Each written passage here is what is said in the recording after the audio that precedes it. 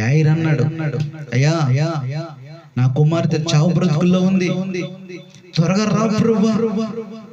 వచ్చే సమయంలో కొంచెం సమయము అక్కడ వేరే వాళ్ళకి ప్రార్థన చేయటం బట్టి అక్కడ సమయం గడిచిపోతా ఉంది. తన కుమార్తె చావు బ్రతుకుల్లో ఉందని యాయిరు టెన్షన్ పడుతున్నాడు, వేదన చెందుతున్నాడు.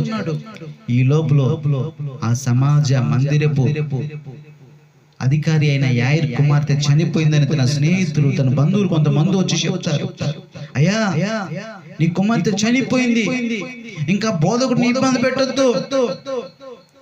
వెంటనే యేసుప్రభు ఆ మాటలు విని అంటాడు, యాయిరు దిగులు పడకు, భయపడకము, జడకము, నీ కుమార్తె బ్రతికే ఉంది, స్వస్థ పొందుకోబోతుంది అని అన్నప్పుడు అందరూ నవ్వుతారండి, ఎగతాళి చేస్తారు.